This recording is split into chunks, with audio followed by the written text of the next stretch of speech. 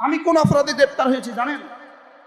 আমি গ্রেপ্তার হয়েছি যে অপরাধে, প্রথম মামলা আমার সাভার ফুলবাড়িয়া বাস স্ট্যান্ডে হামলার মামলা।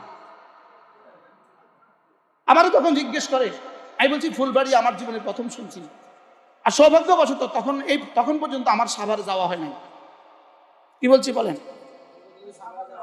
তখন পর্যন্ত আমার সাভারে যাওয়া হয় নাই। অথচ ওই মামলায় ক্রস ফায়ারের জন্য রেডি করছে আমাদের সকালবেলা।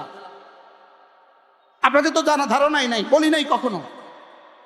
ক্রস ফায়ারের নিয়ম কি? সকালবেলা কি বলে জানেন? রেডি হও, গোসল করো, আয়নাঘর থেকে গোসল করো। গোসল করছে, রেডি হও, রেডি হয়েছে।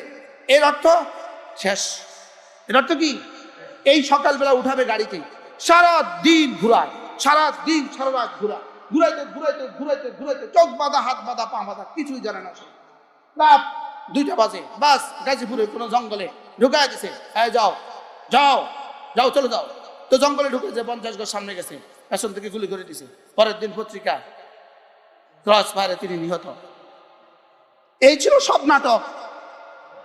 কি ছিল বলেন?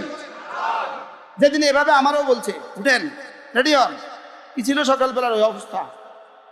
শুধু আল্লাহরে কইছি, এক কথা বলছে, আল্লাহ চলে তো যাব, শুধু আব্বার কাছে, শুধু আমার মৃত্যুর সাথে সংবাদটা শোনা দিই আল্লাহ। কমপক্ষে আমি মারা গেছি এই কথাটা আমার পরিবারের কাছে শোনা দিই, এই সংবাদটা দিয়ে দিও আল্লাহ। শুধু এক টেনশন করছিলাম যে আব্বার কি হবে। আল্লাহ আব্বার খবরকে জান্নাতের টুকরো বানিয়ে দেন। কি দোয়া করছে সেদিন আব্বা, আল্লাহ জানে। সেদিন হয়তো দোয়া করছে,